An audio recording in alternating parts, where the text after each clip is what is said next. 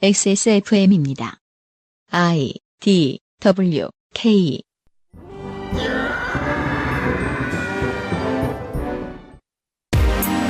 그 알실의 유승균 PD입니다.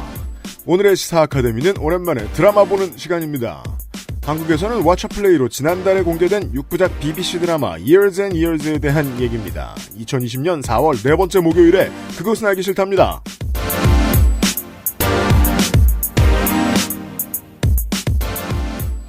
지구상의 청취자 여러분, 안녕하기 가장 힘든 시대를 살아가고 있습니다. 부디 조심조심 하면서 지내시고요. 유승균 PD입니다. 그것은 알기 싫다 360회 시작합니다.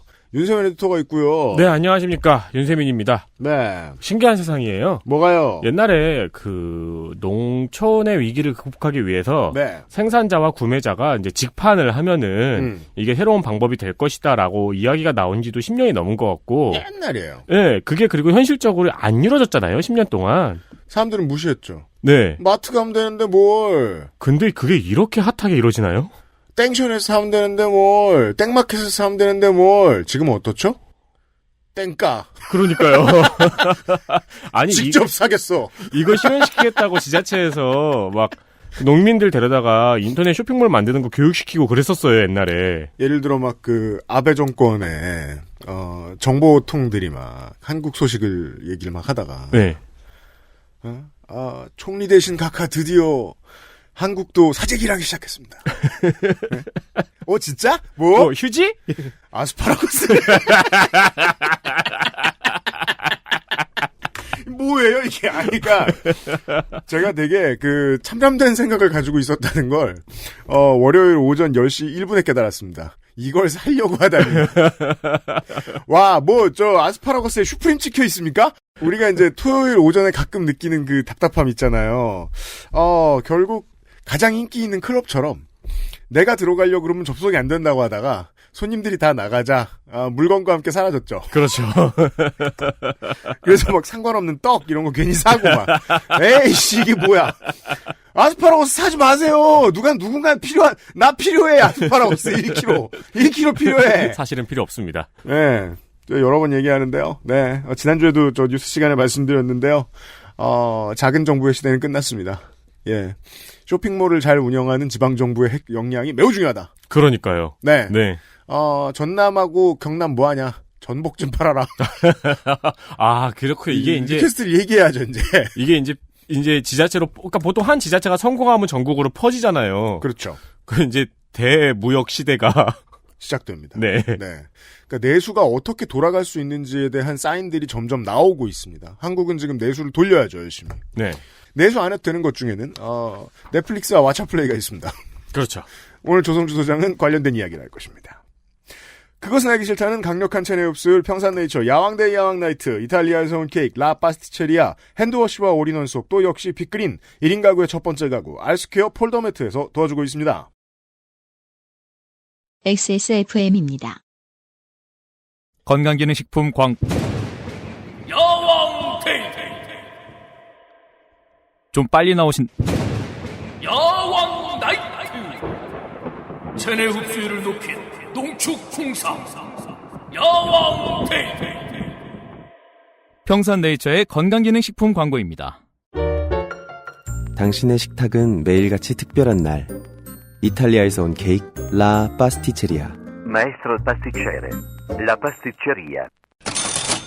코로나와 선거라는 대형 이슈 속에 어느덧 4월 후반입니다. 다음 달은 어린이날, 어버이날, 스승의 날 3연속 콤보의 대장정인 가정의 달이 성큼 다가왔다는 사실 모두 잊지 않고 있을 겁니다. 네, 만나는 것보다는 선물로 때우자. 그렇죠. 노는 날이 많고 돈 나갈 일이 많고 하지만 만날 일은 자제해야 되고 전 사실 정말 자제하고 싶어서 가족들하고 좀 쇼부를 쳐보고 싶은데 협상을 해보고 싶은데 잘 안 될 것 같아요. 게다가 또 이런 느낌이 있었거든요. 저는 이제 부모님이 안산에 계시는데 네. 안산은 이제 확진자 최소로 나온 지역 중에 하나잖아요. 네. 그래서 왠지 바깥 사람이 가는 게 좀 미안한 거예요. 그럴 수도 있겠군요. 예. 근데 나 같은 바깥 사람이 최대한 안 가야 되지 않나. 근데 안산에 사는 분들은 출퇴근을 서울로 하시는 분들이 많기 때문에 그건 그런데 예를 들어 이제 지난번 추석 때는 제가 이제 그 안산 및 경기 서남부의 시민 여러분들께 팁을 알려드리겠는데 올해는 좀 자제하시고요. 백신이 개발된 후에는 한번 생각해 보셔도 좋을 텐데 부모님이나 이제 어르신들 안산에 사신다, 시흥에 사신다 이러면은 확실히 명절에 제일 많이 영업하고 제일 그 손님이 많은 다문화 거리가 부모님이나 어르신들 대접하기는 짱입니다.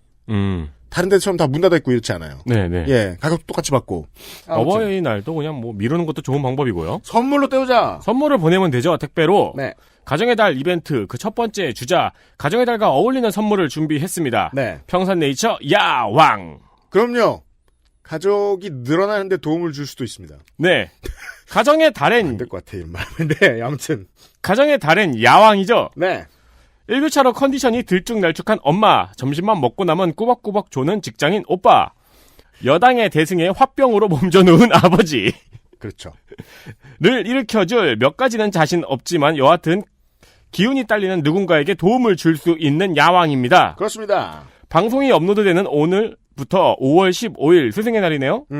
이때까지 전 패키지 10% 할인을 단행합니다. 예. 자동으로 최종가에서 10%가 할인되는 시스템이고요. 만약 6개 팩을 구입하시면은 역사상 제일 싼 가격으로 야왕을 6개월 동안 즐길 수 있습니다. 그럼요. 평산네이처 대표는 신년 할인 이벤트를 연말까지 유지하는 우유부단함을 다시는 보이지 않겠다고 다짐했습니다. 그렇습니다. 제가 괜한 말을 했죠? 네. 그렇죠. 이 이벤트가 지나면 당분간 정상가의 야왕을 만나봐야 할 것입니다. 그렇습니다. 부모님, 특히 기력이 딸리는 모든 분들께 드리는 선물로 액세스몰에서 강추합니다. 조금 늦게 들으신 분들을 위해서 말씀을 드리면 야왕을 드셔보시고 반드시 다시 구매하겠다 하시는 분들이 점점 늘어나고 있습니다. 네. 그때 가서 이제 정상가잖아요? 근데 그 정상가를 이것과 비교할 수 있는 비슷한 제품군들의 가격과 비교해 보십시오. 네. 여전히 절반입니다. 한두 번 드셔보시면은 네. 이런 생각이 들 거예요. 이게 야왕 때문인가? 아니면 나인가? 나의 활력인가? 네. 비교해 보시길 바랍니다. 네. 차이가 느껴집니다. 네.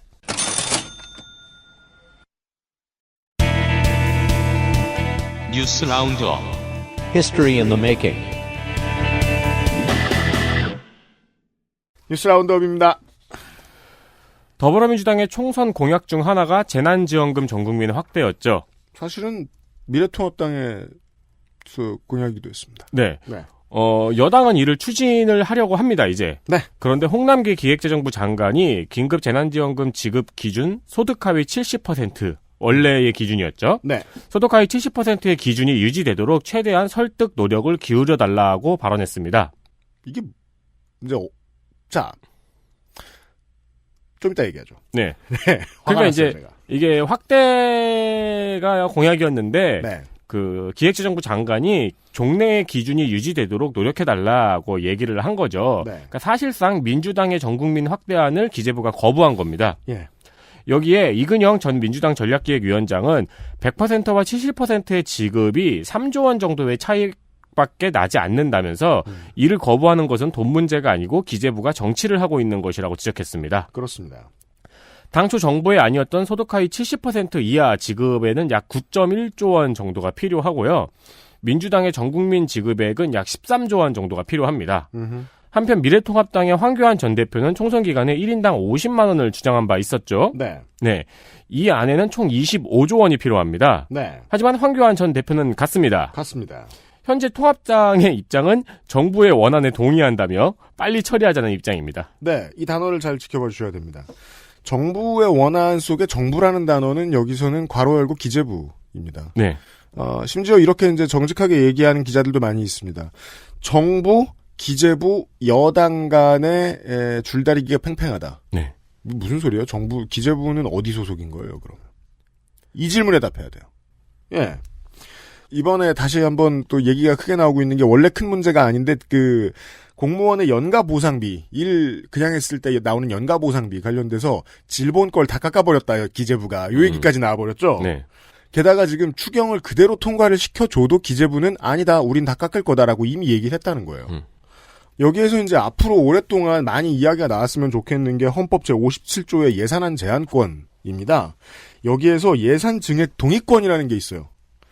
국회는 정부의 동의 없이 정부가 제출한 지출 예산 각 항의 금액을 증가하거나 새 항목을 설치할 수 없다. 이런 내용입니다. 네. 근데 이게 제가 봤을 때는 이 법의 정신이 웬만하면 통과시켜 주겠는데 정말 이상하면 동의하지 않을 수도 있다 정도로 여겨지는데 실제로 기재부는 반대로 생각하죠. 니들이 뭘 들고 와도 우리가 알아서 할 것이다 정도로 생각을 합니다. 선거방송 때 제가 말씀을 드렸습니다. 이게 이번 정권, 모든 정권은 자기 캐파 이상으로 개혁을 하려고 들면 역풍 맞아서 괴롭습니다.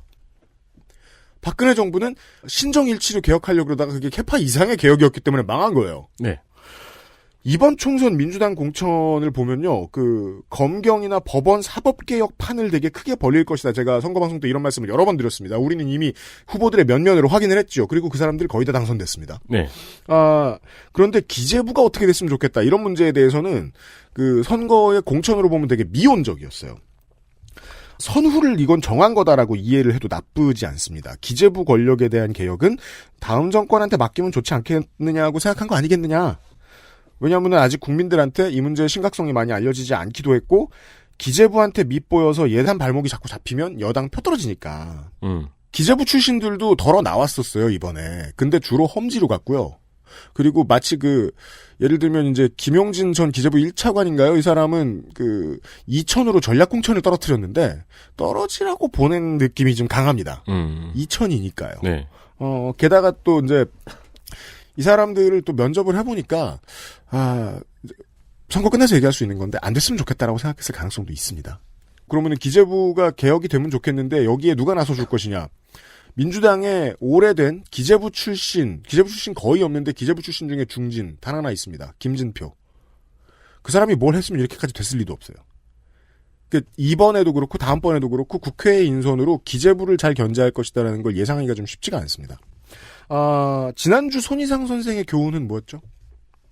계획대로 되지 않습니다. 네. 검경 얘기부터 갈 줄 알았습니다. 실제로 생기는 일들은 우리가 전혀 예상하지 못했던 방향으로 흘러간다고요. 총선이 끝나자마자 기재부가 메인 빌런으로 떠오를 줄은 몰랐어요. 그렇죠. 네. 정말로 많이 봐야 될 단어는 정부, 여당안, 청와대 이런 게 아니라 기재부다. 이런 말씀을 드려야 되겠습니다. 이제는 본격적으로 이 얘기를 할 때가 됐습니다. 기름 얘기입니다. 요즘 기름 넣을 때 기분이 좋습니다. 좋아요. 네. 윤세민 에디터하고 제가 지난주에 얘기했잖아요. 제가 처음으로 차를 샀을 때가 2007년? 8년? 네. 이랬는데, 그때 처음으로 주유소에 들어갔을 때 그 주유소의 휘발유 값이 리터당 2,048원이었습니다. 그럼 차를 어떻게 굴려요? 아직도 기억합니다. 그냥, 전 시작할 때 태어나 보니 2,048원이었던 거예요. 얘기했잖아요. 그래서 이제 부모님 만나러 안산이나 시흥 가면서 어디 구석탱이에 네. 모든 게 녹슬어 있는 주유소 가면은 아싸 1,800원 이러면서 넣었다고요. 전 그렇게 시작했어요.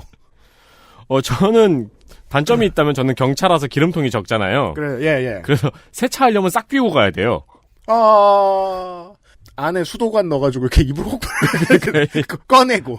안 그러면 말통에 넣어둔다. 네. 다시 넣고. 네. 기름값이 계속 떨어지고 있습니다. 네.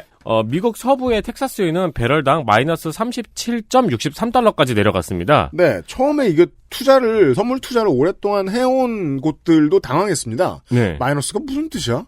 돈을 주나 봐. 그렇죠. 진짜죠. 네. 유가가 마이너스가 돼서 파는 사람한테 가서 원유 가지러 왔소 하면은 돈도 얹어준다는 뜻입니다. 그렇습니다. 왜냐면 지금 전 세계적으로 기름을 많이 안 쓰기도 하고요. 네.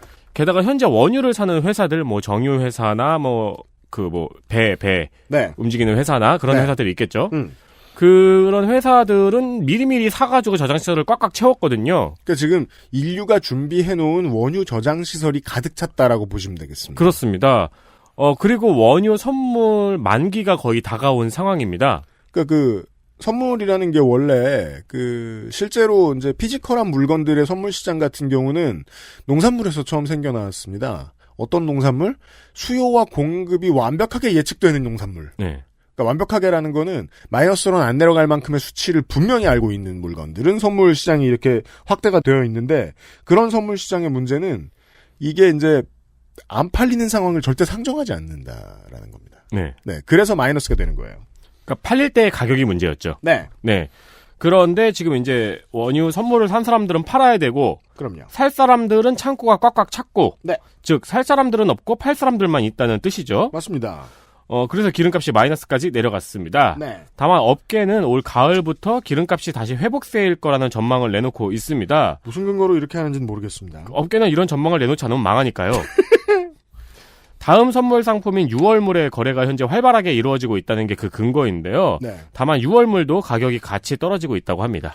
그렇습니다. 왜냐면은 지금 선물 갖고 있는 사람이 6월로 넘기거든요. 네. 이런 얘기 나올 때마다 베풀은 늘 그겁니다. 우리 동네 주유소의 기름값은 왜 안 떨어지냐입니다. 이 문제에 대한 오해를 앞으로 좀 풀 필요가 좀 있어요. 한국의 주요 수출품은 석유입니다. 네. 제가 아는 거에 의하면 한국의 수출품, 피지컬한 수출품은 차 부품, 배, 또 뭐 있지? 반도체, 네. 석유입니다. 네. 한국의 경제를 이루는 근간들 중 하나입니다. 그 정유산업 같은 이 한국 경제의 기둥 바깥에서 얘기합니다. 노났네. 생산원가가 마이너스라며. 원자재 떼오면 자재상에서 돈을 준다며? 너네 노났네. 무슨 소리 안 산다니까. 안 산다고. 원유를 왜 안 삽니까? 가공된 제품이 필요 없으니까 안 사죠. 가공된 제품은 뭘까요? 석유요. 네, 휘발유, 네. 경유, 등유, 아스팔트 다 필요 없습니다 지금. 네. 그럼 원유를 차에 넣어 보시든가요.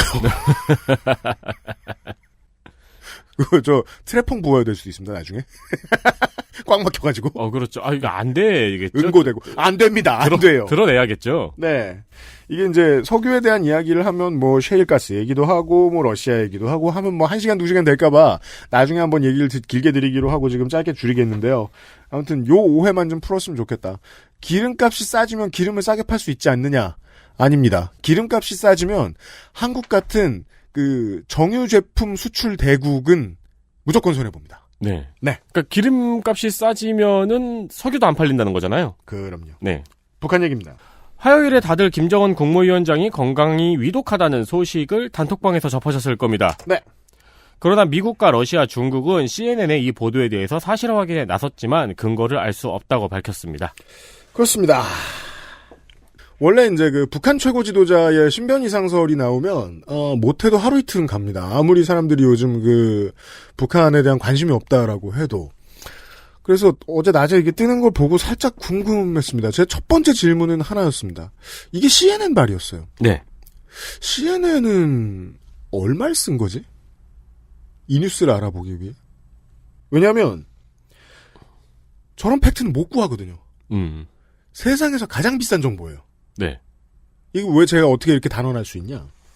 북한 최고 지도자 관련 생사의 문제는요. 절대로 파악 못하고 소문 나왔던 건 이제까지 다 틀렸습니다. 그러다 보니까 실제로 생사가 갈린 순간에도 아무도 몰랐습니다.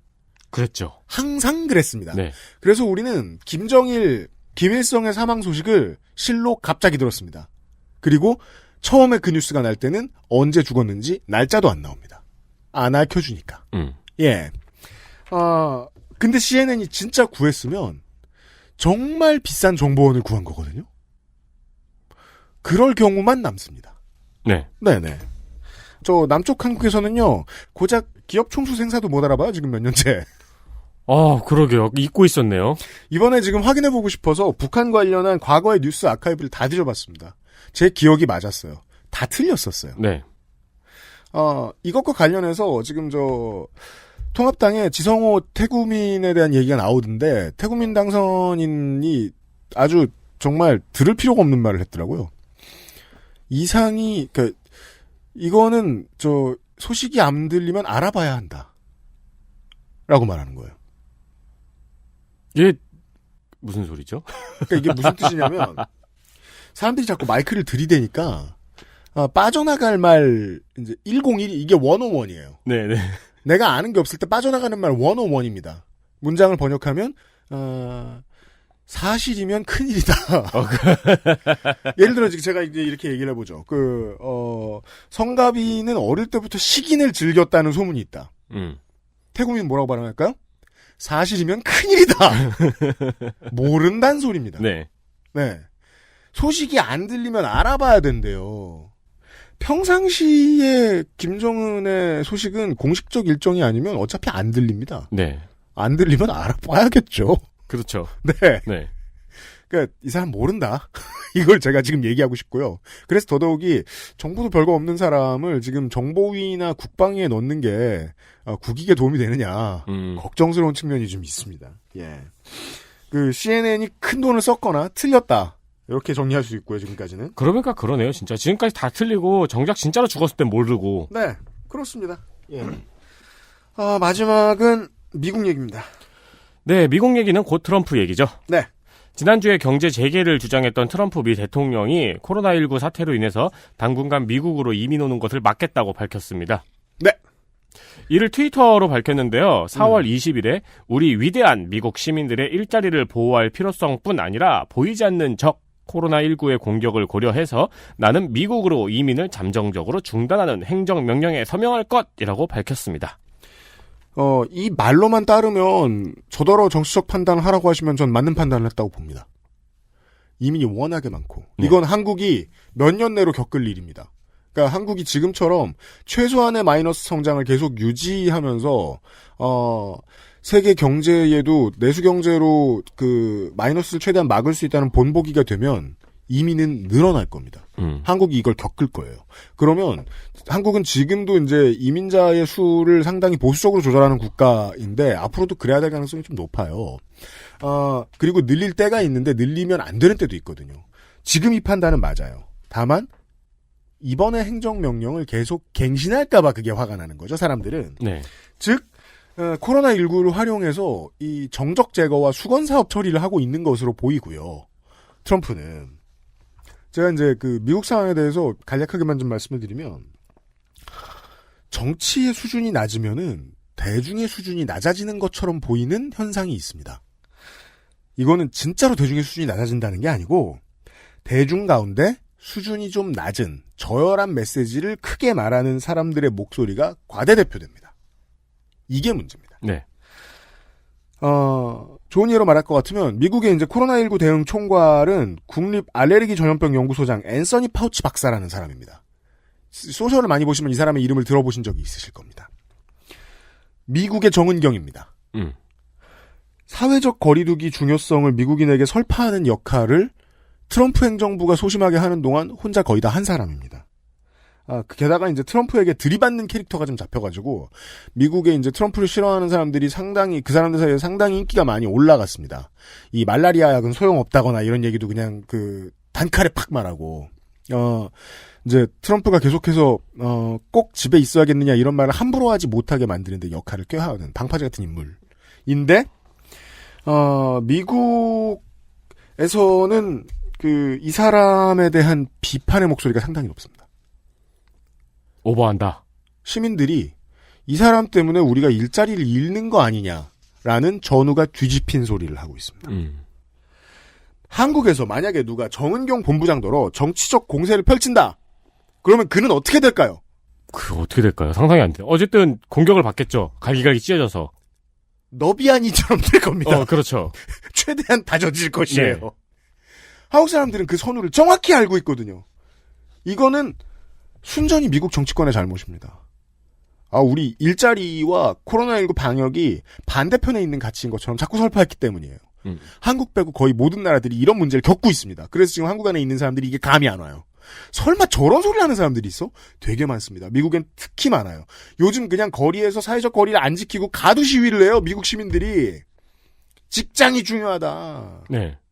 제일 이제 미국의 보수적인 잘못된 가치를 제일 많이 보여주는 메시지 그게 나옵니다. 무엇은 공산주의다.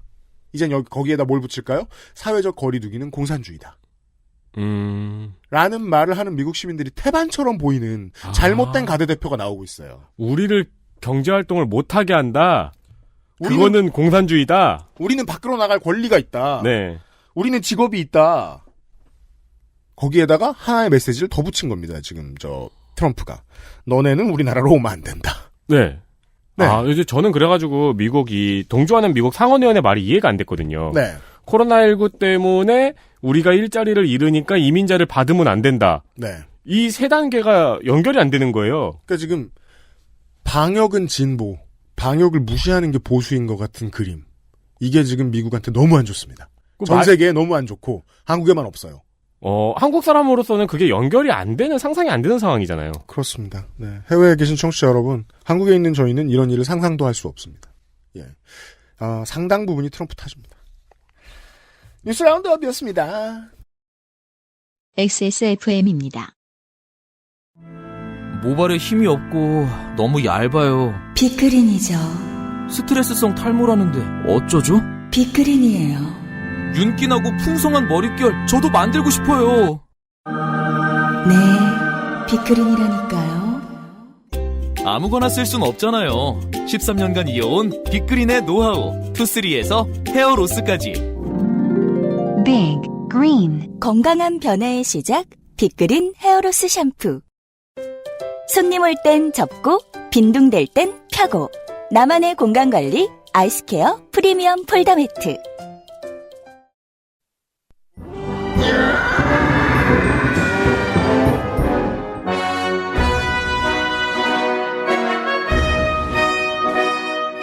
학구적인 정치 탐방 시사 아카데미.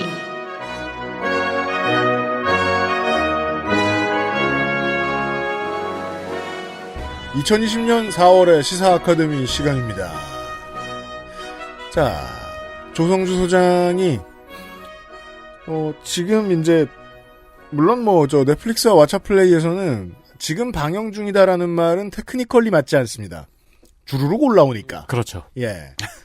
하지만 현재 히트작이죠. 현재 업로드 중입니다. 예, 최근 히트작을 들고 오셨어요. 어서 오세요. 네, 반갑습니다. 조성주입니다. 드라마 얘기하는 날입니다. 네, 이번에 드라마 얘기할 겁니다. 네.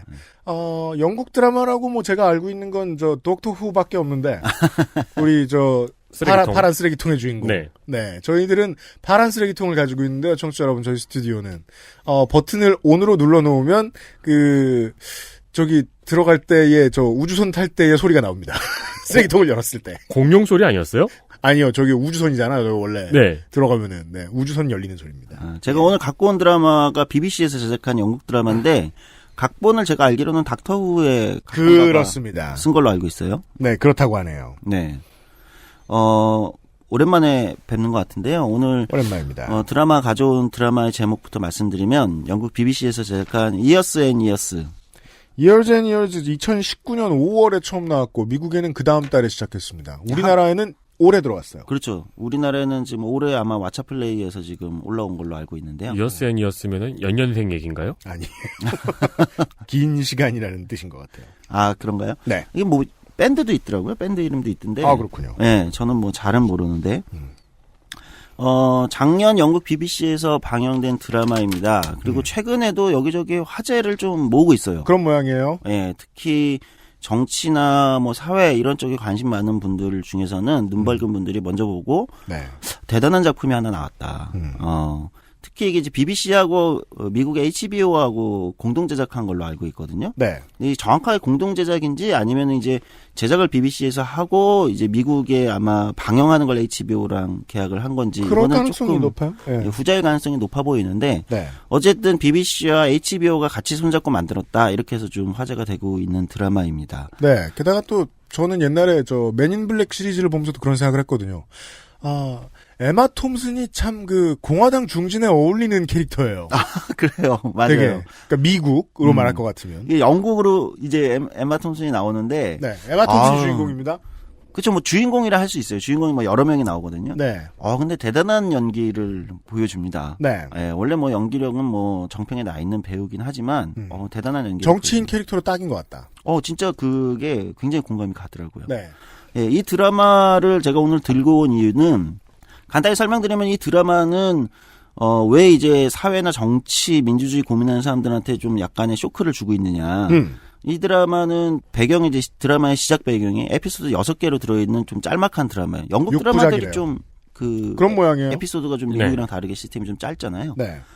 2019년을 배경으로 일단 시작을 합니다. 그래서 브렉시트 이후에 영국의 근미래라고 하죠. 그러니까 2019년에 시작해서 한 15년, 20년 정도 상간에 근미래에 어떤 일들이 일어나는가. 그러면 자연스럽게 브렉시트에 대한 이 드라마 제작자의 시각도 드러나겠네요. 아, 예, 드러납니다. 작가의 생각이겠죠. 네. 그런데 이 드라마가 제가 좀 보면서 좀 놀라웠던 이유는 예. 그게 단선적이지가 않은 거예요. 단순히 브렉시트에 대한 뭐 영국인들의 어떤 평가 이런 시각이 들어가 있는 것이 아니라 네. 사실은 영국을 무대로 전 세계의 민주주의의 위기에 대한 얘기를 다루고 있다. 이렇게 저는 좀 해석을 하고 있거든요. 아, 그렇습니까? 그게 굉장히 놀라운 지점이에요. 그러니까 이 드라마에 대한 이제 화제가 되면서 해석이 분분합니다.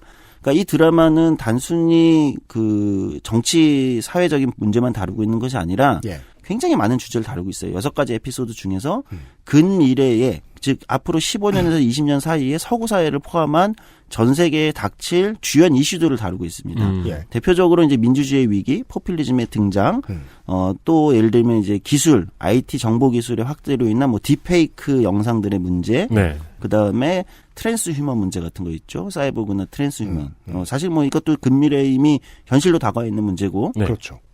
난민 문제, 소수자 문제, 범죄나 이런 문제들. 이런 거의 모든 이슈들을 단 6개의 에피소드에 근미래에 우리에게는 이런 이슈들이 닥칠 것이고 현재 서구 사회를 포함한 전 세계의 지금 민주주의 국가들이 가지고 있는 시스템과 이런 상황에서는 이 문제들은 앞으로 우리에게 어떤 세상을 새롭게 열게 할 것인가. 예를 들어 이 정치 드라마가 보여주는 사고 실험 같은 건요. 보통은 극단적인 사례를 다루는 편이라고 저는 믿어요. 네. 네. 지정생존자처럼. 그렇죠. 지정생존자가 물어보는 것들은 그냥 우리 사회 시스템의 맨 위쪽에 구멍이 나버리면 어떡하지? 근데 이거는 사실은 안 일어날 일이 아니라 일어날 가능성이 희박한 일을 통해서 새로운 질문을 던지는 경우잖아요. 왜냐하면 그렇죠. 그래야 극적 효과가 이게 커지고 네. 물어보기가 마치 그 옛날 드라마 24시처럼 허구한 대통령이 죽게 생겼어. 그런 전제를 하면은 극적으로 전개를 하기가 너무 쉬워요. 네. 근데 그런 거 말고 지금 우리 사회에 지금 당면에 있는 문제들은 드라마가 얘기를 해도 그걸 중심으로 꾸려나가긴 되게 어려워요. 예, 바로 지금 UMC가 얘기한 바로 그 지점이 제가 이 드라마를 볼 때 놀라웠던 지점인데, 예. 그러니까 굉장히 극단적인 가정들을 하고 있지 않아요, 설정에. 그러면은 정치 드라마가 그러면 사실 재미가 없잖아요. 예, 그렇죠. 세상이 극단적이에요. 브렉시트를 하질 않나. 그 얘기인 거예요. 그러니까 일반적인 드라마에서 정치 드라마나 이제 우리의 문법이 있잖아요. 특히 이제 미국 드라마들이 잘 쓰는 문법이라든지, 그러니까 이런 식의 설정을 하지 않고 지금 현재 세계에서 우리가 일상 뉴스에서 보고 있는 일들 있죠. 네. 케이스와 사건들에 대해서 그냥 그거를 설정으로 해서 출발을 하는데 이대로 가면 지금 이 우리가 지금 살고 있는 오늘의 이 상황에서 이대로 가면 15년, 20년 내에 우리는 이런 사회를 맞닥뜨리게 될 것이다. 그 안에서 개인들과 가족들은 이런 경험들을 하게 될 것이다라고 이야기하거든요. 그래서 저 개인적으로는 지금 이 이어스 앤 이어스를 제가 작년 올해 나름 이제 골방에서 이제 미드나 영드 또는 영화를 많이 보는 편인데 그렇죠. 작년 올해 제 개인적으로는 원픽입니다. 예. 아, 그래요? 그 이유는 이게 정치 드라마로서도 원픽으로 제가 꼽을 수 있을 것 같고요. 그거보다는 공포 드라마로, 예, 공포 영화, 공포 드라마 모두 합쳐서 공포물로도 원픽이다. 막 이렇게 귀신이 나오진 않지만 전혀 청취자분들 오해하실 뭐 피가 나오는 장면도 거의 없고요. 네. 그다음에 무서운 장면 자체가 없습니다. 네. 놀래키는 장면, 서프라이즈 이런 거 없어요. 그냥 쭉 갑니다. 가족들의 서사로 가는 거예요, 기본적으로. 사실 굉장히 심심한 설정이거든요. 가족들의 서사로 간다는 건 되게 안전한 설정이기도 하잖아요. 네. 예. 물론 이제 그건 보통 그건 시트콤에서나 많이 보는 설정이죠. 예, 그리고 좀 안전한 설정을 한 건데 그럼에도 불구하고 에피소드 1 정도를 보시고 나면 예. 이거 실제 제 주변에 제가 이제 추천을 하면서 예. 에피소드 1을 마저 못 봤다 또는 다음으로 넘어가기가 어렵다라는 분들이 굉장히 많았어요. 이유는 뭐냐? 너무 무서워서. 왜 뭐가 무서운 걸까요? 이게 이제 아까 UMC가 얘기했던 부분하고 연결되는 건데 뭐냐면 진짜 저 세상에 올 것처럼 느껴지는 거예요. 아, 그런 느낌이군요. 너무 쎄하다. 예, 바로 그겁니다. 너무 불편한 공포 같은 걸 느끼는 거예요. 그러니까 그게 공포감과 불편함이 뒤섞여서 진짜 저렇게 될 것 같은데 바로 5년 후에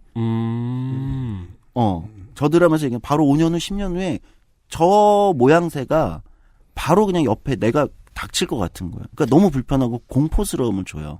미국에는 훌륭한 정치 드라마가 많은데 네. 보면 미국의 정치 드라마들은 절대로 피해가는 가치가 하나 있어요. 정치권이 지금 어떻게 했을 때 일상생활의 사람들의 삶이 어떻게 바뀔 것이다. 같은 얘기는 제 기억엔 잘 하지 않아요. 네, 잘 하지 않죠. 보통 뭐 내부의 싸움 같은 걸 긴박하게 그리는 그런 것만 본 것 같은데. 우리가 얘기하는 정치 드라마란 그런 파워 게임이잖아요. 네, 네. 네, 우리가 기본적으로. 제땡 공화국에서 보는. 네. 예, 그것 때문에 실제로 사람들의 삶이 어떻게 바뀔 것이다? 얘기 별로 안 해요. 네. 그러니까 이게 이제 약간 접근 방식이 다르다는 건데 지금 UMC가 얘기했듯이 대부분의 정치물이나 정치 드라마들은 설정 자체를 좀 자극적으로 해놓고 그러면 이제 주로 다루는 이슈는 권력이죠, 권력. 네. 즉 예. 권력의 행방이 어디로 가는가. 예를 들면 그것을 둘러싼 음모는 어떤가. 하우스 오브 카즈. 네, 네. 보통 이런 거죠. 네. 물론 이런 드라마에서도 이제 굉장히 정치의 본질을 저희가 이제 이전 방송에도 몇 번 했지만 잘 보여주는 이런 작품들이 있다면 이 이어스 앤 이어스는 제가 볼 때는 그런 문제가 아니라 민주주의가 위험해질 때 지금 우리가 겪고 있는 여러 가지 이슈 때문에 민주주의가 흔들릴 때 개인들의 삶은 어떻게 되는가, 그들의 가치관은 어떻게 변하는가, 이게 또 굉장히 포인트인데 좀 이따 이제 얘기하겠지만 가치관은 어떻게 변하는가, 이런 문제들을 이렇게 유려하게 다루기가 굉장히 쉽지가 않거든요. 그리고 제가 놀라웠던 점 아마 이 각본가도 그렇고 제작진 전체가 최신 민주주의 이슈에 대한 어떤 세계적인 정치학자들의 어떤 그 우려들이 있단 말이죠. 예. 이런 것들을 굉장히 심도 있게 공부하고 각본을 만들고 작품을 만들었다, 이렇게 저는 보여요. 이건 뭐 확인된 건 아닌데 네. 너무 그런 것들을 잘 다뤘기 때문에 놀라운 드라마다. 이렇게 말씀드립니다. 요즘 드라마 보고 이제 재밌다고 느끼는 지점들이 보통 그 기준에 부합하는 것들 같아요. 작가진이 공부를 되게 많이 했구나. 예, 그렇죠. 왜 그래서 지금 올 봄의 최고의 히트작은 한국에서는 저 슬기로운 의사생활이잖아요. 네. 예, 의사들이 볼 때도 모자람이 전혀 없는데 그걸 대중이 봤을 때 이해하는 게 어려움이 전혀 없다. 네. 예. 근데 이 드라마가 제가 앞에 얘기했듯이 단순히 정치사회 이슈, 뭐 난민 이슈, 브렉시트, 예를 들면 퍼퓰리즘, 그 다음에 이런 것만 다루는 게 아니라 이제 굉장히 중요한 또 테마 중 하나가 뭡니까? IT 정보기술, 그러니까 과학기술의 발전이라는 게 우리 삶에 어떤 식으로 다가오는 건가라는 걸 굉장히 좀 실감나게 그리거든요. 아, 그래요? 예. 새로운 과학기술, 아까 이제 트랜스 휴먼 얘기 같은 거 했는데, 이제 이 가족 구성원들이 이제 여러 명이 있어요. 이제 또 설명을 드리겠지만, 그 중에 이제 딸인데, 딸이 있는데 이 딸은 트랜스 휴먼이 되고 싶은 거예요. 그러니까 트랜스 휴먼, 저도 이제 이런 부분은 이제 제가 전문적인 영역은 아닌데 뭐냐면, 인간 다음 인간이 되고 싶은 거죠. 인간에서 다음 진화하는 어떤 존재가 되고 싶은데, 그것이 이제 뭐냐면, 자기는 육체를 버리고 정신들을 다, 기억과 정신을 다운로드 해가지고 디지털 세계에 살고 싶다, 이런 거예요. 공각기동대네요? 예. 바로 공각기동대를 떠올리시거나 하면 됩니다. 네. 예. 그리고 그 기술이 완전히 100% 현실화되진 않았지만 육체의 상당 부분들을 어떤 이제 IT나 기술이나 이런 거와 접목시켜서 사실상 이제 컴퓨터화 시키는 이런 것들이 지금도 일정 정도는 가능하거든요. 그러니까 점점점 이게 시간대가 에피소드마다 한 4년, 5년이 흐르거든요. 네. 한 에피소드에. 그러면 점점 시간대마다 이 딸이 점점 트랜스휴먼에 가깝게 가는 과정들이 나와요. 오, 무섭네요, 그건 좀. 이게 굉장히 무서워요. 그래, 예를 들면 이제 로봇 휴머노이드의 출현인데 이제 이게 뭐 근미래를 실제 현실감 있게 다루기 때문에 네. 우리가 이제 뭐 여기 이제 게임에서도 다뤘지만 뭐 디트로이트 비컴 휴먼 이게 지금 이런 거 같은 게 휴먼. 이런 게 나오는 건 아니에요. 그렇지만 일반적인 예를 들면 이제 뭐 가정용 로봇 있죠. 지금도 이제 가끔 보는 뭐 휴봇 같은 거죠. 일본에서 가끔 만드는. 그러니까 디트로이트 비컴 휴먼이나 아이로봇이 상정하는 세계는 근미래는 아니에요, 아직까지는. 그렇죠. 네. 그 사람 거기서는 보통 이제 로봇이 자각해서 인간에 가까워지는 과정을 얘기하니까. 그렇죠. 예. 근데 사실 그거는 그렇게 무섭게 다가오지 않는단 말이에요. 그런데 예를 들면 집에 이제 우리가 이제 뭐 일본의 도요다나 이런 데서 손에서 만들었다는 휴봇 같은 거, 지금 박물관 과학 전시관 같은 데 가면 그래도 있는 거. 네. 이런 것들은 일반 집에서 지금 이제 예를 들면 근미래니까 5년 후 10년 후니까 마치 우리가 인공지능 AI 스피커처럼 이제 다룬단 말이에요. 근데 거기에 섹스 기능이 추가되면 어떻게 되는가? 스티븐 스필버그의 영화 AI에서 처음으로 사람들에게 많이 떠올랐던 질문입니다. 네. 그런 것처럼 일종의 그죠 마스터베이션을 도와주는 기계 같은 걸로 이게 네네, 이제 일상화돼 그렇죠. 있는 약간 네. 이럴 때 사람들의 가치관의 변화는 어떻게 되는가? 그래서 이런 것들이 나오거든요. 그러니까 충분히 리얼하죠. 지금 초기형들이 양산되고 있으니까. 그렇죠. 실제로 예. VR 기술이 발전할 때마다 가장 큰 화두가 그거였잖아요. 네. 그러니까 이런 문제들이 굉장히 현실감 있게 다가오니까 이게 약간 모골이 송연해진다라는 이 상투적인 표현이 정말 약간 이 상투적인 표현을 할 수밖에 없는 이런 이슈들로 나오는 거죠. 그래서 좀 더 들어가 보면 그런 측면에서 이제 이 드라마의 한쪽 측면에서 이제 과학기술과 이것이 민주주의에 어떤 영향을 미치고, 그러니까 중간에 그런 게 나와요. 딥페이크 기술 같은 게 이제 우리는 지금 좀 시사에 밝으신 분들은 이게 향후에 좀 굉장히 문제가 될 수 있다. 그러니까 요 몇 년 전에 이제 처음으로 사람들이 이야기 많이 했던 게 바로 그 사람들의 어투를 들은 다음에 그것으로 새로운 문장을 만들어내는 플러그인이 나온 게 지금 몇 년 전이에요, 벌써. 맞아요. 네. 심지어 이번에는 방송국에서 선거 방송에 썼죠.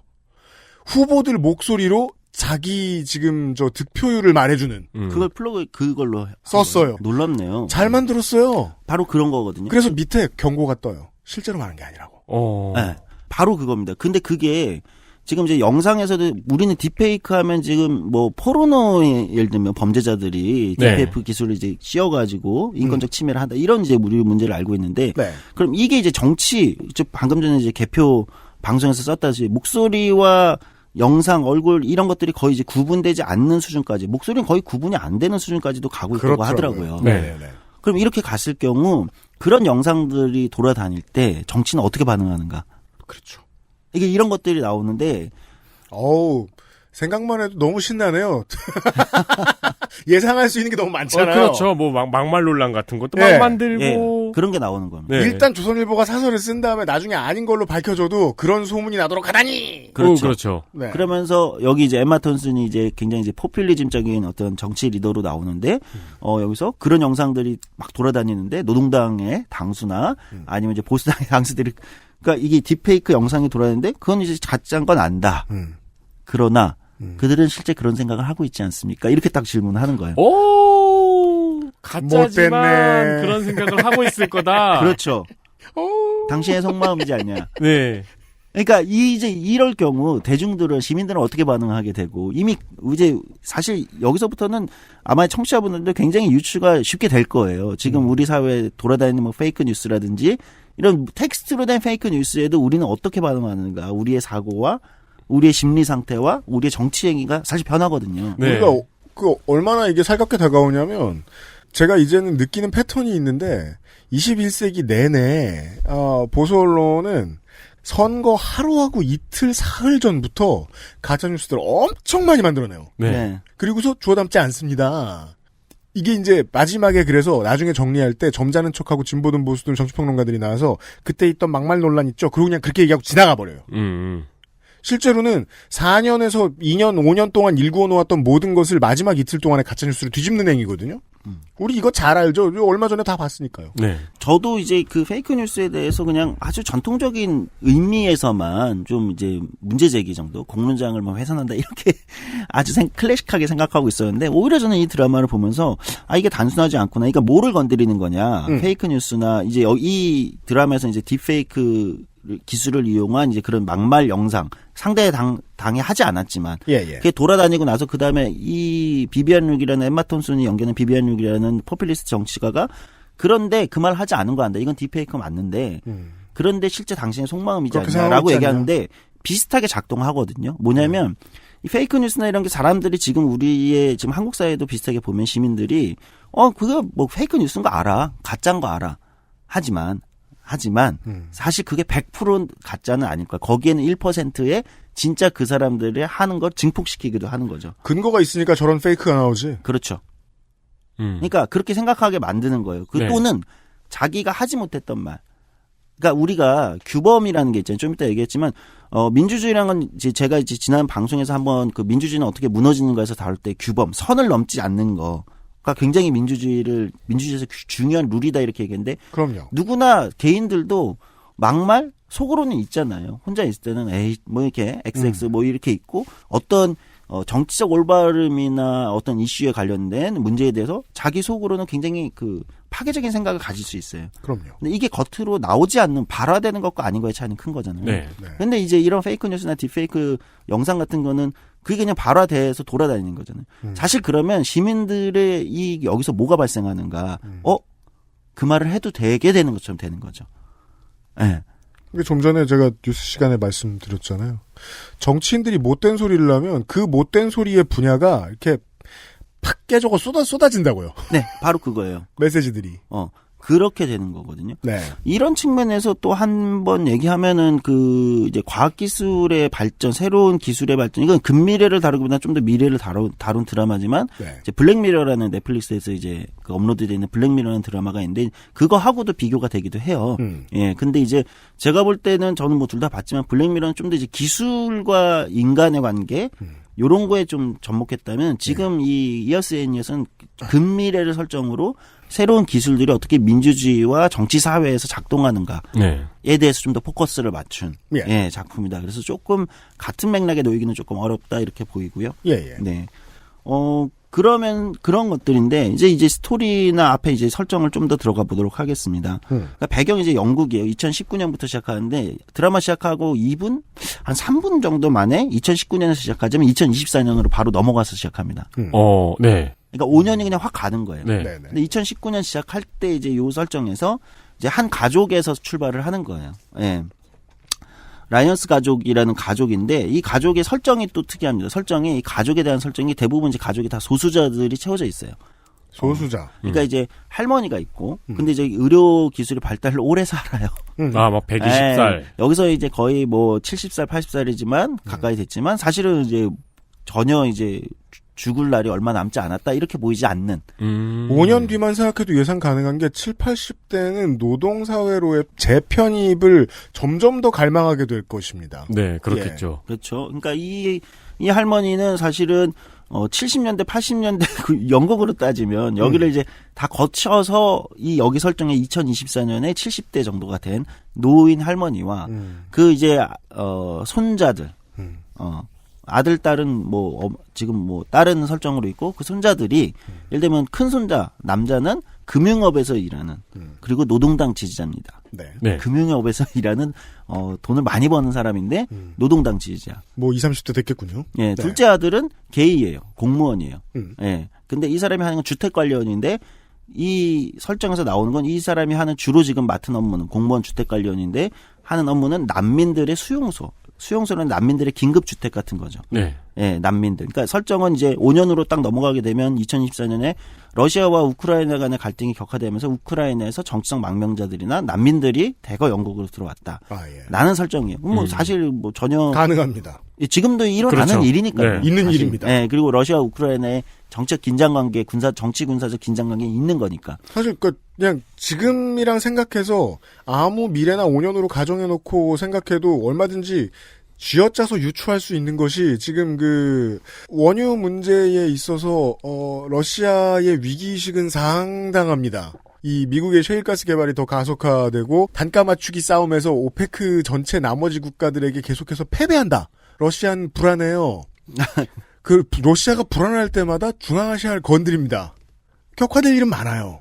그리고 이제 장녀처럼 나오는 이제 큰딸인데 큰딸은 이제 무정부주의자, 반전 또는 하여튼 반기업, 그러니까 운동가입니다. 네. 사회운동가. 네, 전 세계를 떠돌아다니며 데모를 하시는 전문 시위꾼, 네, 무정부주의자. 네. 네.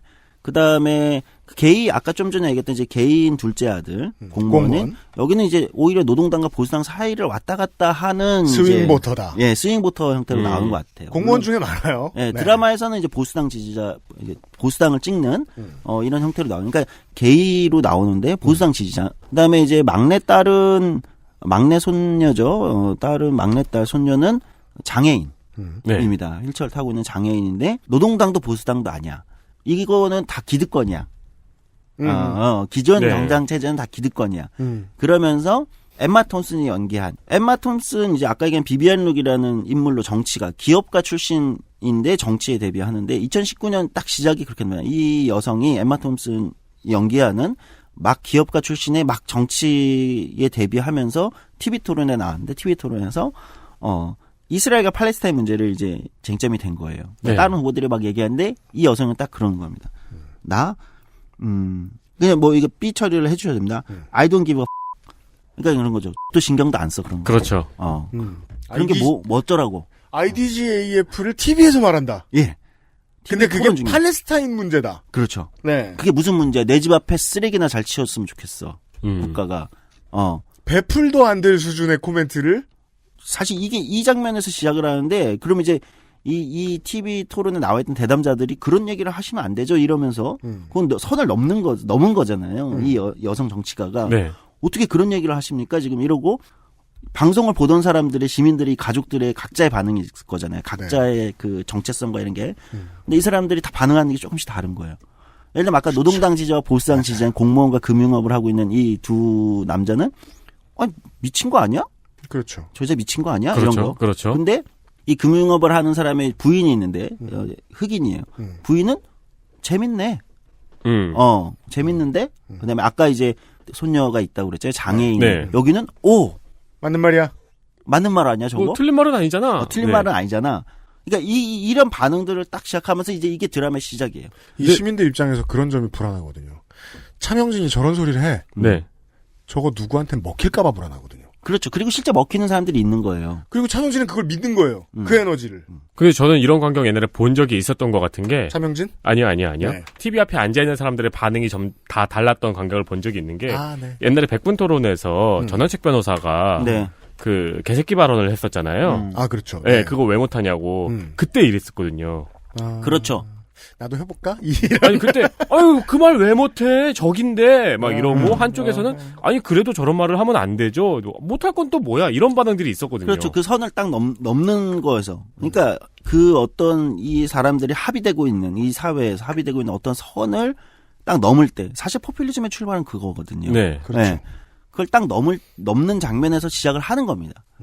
그리고 5년이 흘러서 그 여성 정치가 엠마 톰슨이 연기하는 비비안 룩이라는 정치가인데 이 정치가가 그럼 그때는 막말 논란에 뭐 그런 거죠. 그 뭐 영상 조회수가 막 올라가고 5년 후에 실제 정치에 대비해서 보궐선거에 출마하는 거예요. 네. 5년이라는 건 그런 의미군요. 예. 손에 잡히는 미래. 네네. 공천받기까지. 네.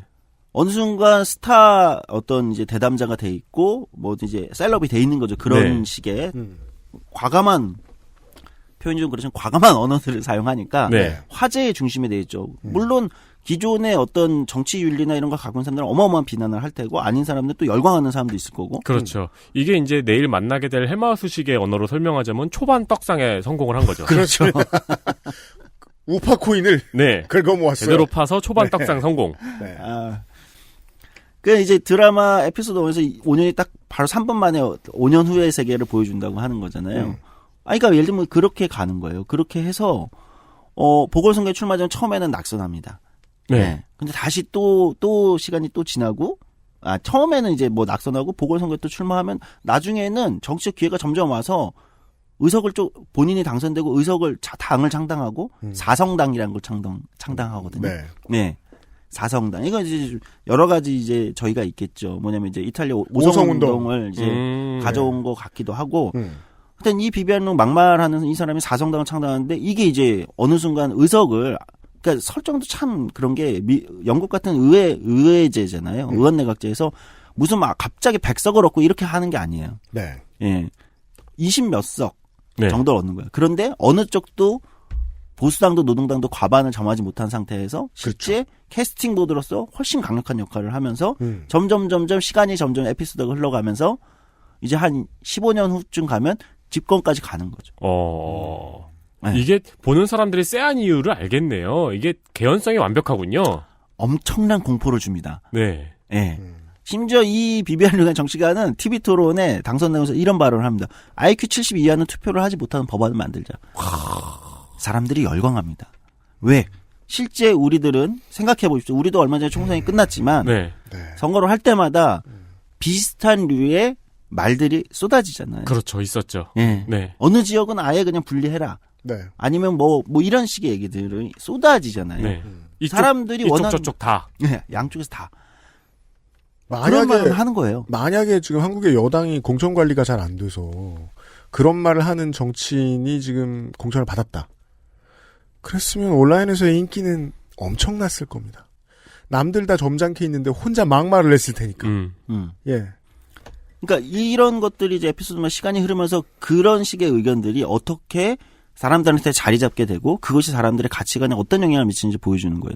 또 하나를 얘기를 드라마에서 인상적인데 2019년 이제쯤에 이제 이런 게 나와요. 아까 이제 둘째 아들이 이제 게이라고 했어요. 공무원인데. 네. 그러니까 이제 난민들의 긴급주택을 관리하고 여기 이제 정책을 하는 이런 사람인데. 네. 그러니까 이제 파트너가 있을 거 아닙니까? 게이 파트너가 있는데 파트너는 교사예요. 네, 학교 교사인데 파트너랑 뭐 일을 하는데 파트너가 대화를 하는데 그런 얘기를 하는 겁니다. 그거 알아? 이 영상 봤어? 지구가 평평하대. 그러니까 이제 이 공무원인 데니 주인공 중 한 명은 무슨 소리 하는 거야, 너. 그러니까 이제 처음에 그냥 웃으면서. 그렇죠. 그런 영상 좀 보지 마, 좀. 그러니까, 근데 이 교사인, 게이 파트너인 교사인 그 다른 그분이, 아니, 너무 뭐 알아. 좀 이상한 건 아는데, 완전히 말이 안 되는 건 아니잖아. 그러니까 이제 여기서부터 약간 대화가, 뭐야, 너 말이 되는 거야? 그러면은 뭐 수평선에 가면 배가 이렇게 점점 멀리 가서 사라지고 가까이 오면 나타나고 막 이런 얘기를 해요. 네. 아예 아는데 그렇다고 이게 진짜 사실은 과학적으로는 조금만 더 들어가도 반박할 수 있는 논리지만 또 반박을 합니다. 그런 식의 뭐 인류가 달에 간 적이 없다라 우리 그런 영상이랑 비슷하게 네. 그렇죠. 마찬가지죠. 아직도 지구가 평평하다는 설을 믿고 있는 사람들이 있는 것처럼 네. 이 혈액형별 성격론이 사장된 이유는 이런 류의 것들을 믿고 싶어하는 사람들은 많은데 그 사람들도 다 뭐랄까요 그 논리력이라든가 이런 것들이 상승을 해서 그 정도는 속지 않는달까요? 그렇죠. 근데 서구 사회 지금 시민들 상당수는 지구 평평설을 믿죠. 네. 꽤나 많이. 네. 예. 이제 계속 그러는 거예요. 그러니까 이제 약간 대화가 이제 짜증이 나는 거죠. 그러니까 이제 주인공이 너 좀 그러지 좀 마. 그러면서 막 계속 반박을 하는데 사실 여기에 굉장히 중요한 포인트가 나와요. 지구가 평평하다는 이 설을 믿는 이 파트너가 계속 얘기하면서 근데 알겠어. 내 얘기가 100% 내가 다 진실이라고 얘기할 수는 없는데 100% 거짓도 아니잖아. 그렇죠. 너가 100% 반박할 수 없잖아. 그러니 조금이라도 여기 진실이 있을 거 아니야. 이게 굉장히 중요한 문제인데 네. 사실 그러면서 여기서부터는 사실 대화가 더 제대로 된 대화가 진행되기가 어렵죠. 네. 시민사회 정치의 되게 본질인 것 같아요. 진실이 아닌 것을 믿고 있는 사람을 되돌리는 건 너무너무 어려운 일이고 그들을 그게 진실이 아니라면서 혼내서 내쫓으면 그들은 더 커져서 돌아옵니다. 네. 그런데 이게 이제 이런 대화를 막 나누는 시점이 막 2019년에서 24년 사이에 막 이런 건데 이게 이제 시간이 더 지나면 에피소드가 흘러가잖아요. 에피소드 3이나 4, 에피소드 한 4쯤 가면 한 10년이 더 흘렀단 말이에요. 네. 그때는 사실상 거의 이게 정설이 돼 있습니다. 지구 평형설이요? 그러니까 와우. 교과서의 정설이라기보다는 네. 사람들 대부분 다 그렇게 알고 있는 거예요. 저 이거 뭔지 알아요. 네. 헛소리가 아니에요. 정치적으로 승리한 거죠. 그 네. 메시지가. 그렇게 생각하는 사람이 너무 많은 거예요. 네. 제가 제가 뉴스 시간에 얘기했잖아요. 일자리를 잃게 만드는 파우치 박사는 좌파라고. 미국인 다수가 그걸 믿게 되는 날이 올 수도 있어요. 그래서 드라마에서 에피소드 1에서 굉장히 뭐 에피소드 1 정도는 제가 뭐 스포일러를 해도 되는데 또 예를 들어 볼게요. 이런 거예요. 이제 큰딸이 운동가라고 그랬죠. 사회운동가. 네. 무정부주의에 가까운 사회운동가인데 큰딸은 전 세계를 돌면서 데모를 하고 다녀요. 그래서 이제 가족들이 모이는 매번 이제 이렇게 크리스마스나 주요한 자리에 이제 할머니와 같이 다 모이는 이게 이제 굉장히 중요한 이 드라마에서의 어떤 분기점을 매번 이렇게 가족들이 다 같이 모이는 이런 걸로 가는데 추석 설날이군요. 그렇죠. 예. 땡스기빙 데이 같은 거. 네. 근데 이제 이때 모였는데 갑자기 사이렌이 울립니다. 트럼프가 여기 이제 지금 미국 대통령 트럼프로 나오거든요. 네. 자기 임기 직전에 임기 마지막 날 중국이 만든 인공섬이 여기 이제 설정이 나와요. 네. 중국이 만든 인공섬에 거기에 뭐 핵무기가 있다, 중국에 뭐 무슨 뭐 생물학 무기를 해놨다, 막 이런 이제 온갖 루머와 이런 긴장 관계가 미중 간에 있었던 거예요. 실제로 중국은 지금 인공섬을 만들고 있고요. 그렇죠. 필리핀 위에 있죠. 네. 하나. 예. 그래서 홍샤다호라는 인공섬이 나옵니다. 근데 거기에 뭐 무기가 있다 이런 온갖 정치적 긴장과 트럼프와 시진핑 사이에서의 막 이 어마어마한 이제 그러니까 정책 긴장의 뉴스를 계속 배경에 흘러요. 네. 그때도 트럼프와 시진핑. 네. 그런데 트럼프가 왜냐면 배경 2019년이니까. 근데 트럼프가 임기 마지막 날 핵폭탄을 떨어뜨린 거죠. 임기 마지막 날에요. 네. 꼭 한번 눌러보고 싶었을 줄 알았다. 작동되나 궁금했다. 책상 위에 크고 예쁜 그것. 그 중국에 있는 중국에 영국에 있는 이 주인공 가족들은 다 모였다가 사이렌이 울리고, 그러니까 사실 이게 엄청난 일이 벌어진 거잖아요. 핵폭탄이 떨어진 거예요. 그렇죠. 네. 우리가 흔히 얘기하는 3차 대전 발발이잖아요. 네. 영국 정부에서 지금 정부 관료가 나와가지고 지금 이제 이런 사태가 일어났고 방사능 거죠. 근데 여기에 큰 딸은 운동가기 때문에 미중 간의 이 뭐 전쟁 반대 이러면서 홍샤다오 근처에 있었어요. 그래서 방사능 피폭을 당해요. 네. 5년 후잖아요. 돌아와요. 근데 더 충격적인 건, 그리고 에피소드 1이 끝나면 사람들이 그러니까 핵전쟁이 일어나서 이제 그 다음에 소위 뭘까 포스트 아포칼립스에서 시작하는구나. 그렇죠. 뭐 그 매드맥스처럼 시작하겠구나. 그렇죠. 미중 간에 그렇잖아요. 네. 그러면서 에피소드 1이 끝나니까 너무 이제 그래? 이제 포스트 아포칼립스에서 이제 이 가족이 어떻게 뜨거운 가족애를 보이고 이제 강아지를 구하러 가고 아니면은 저 할머니가 이모탭이 되어서 그렇지. 거대한 자동차를 끌고 나타나서 혹은 그러니까 무슨 저 영화 샌안드레아스처럼 네. 아빠가 다 구하고 이렇게 전개되는 건데, 근데 에피소드 2가 시작될 때 여러분들 정말 충격을 받으실 겁니다. 그러니까 제가 공포 드라마로 계속 말씀드린 게 정말 무섭게 시작을 해요. 어떤데요? 뭐냐면 아무 일도 일어나지 않는 거예요. 서구 사회가 그대로 가는 겁니다. 이게 마음에 들어요. 실은 그렇겠죠. 네. 광고 듣고 오겠습니다. XSFM입니다.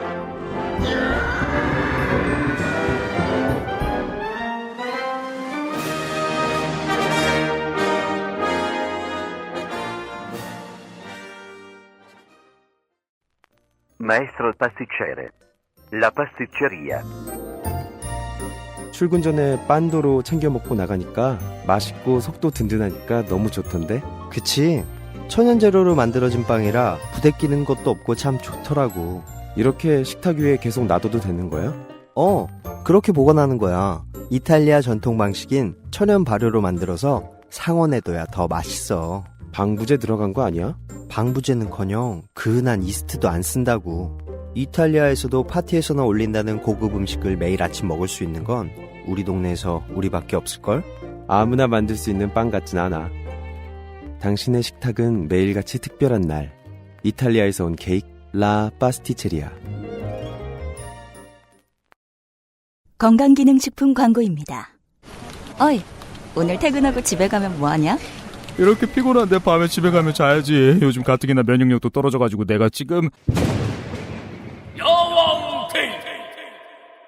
그 무슨 야왕 나이트.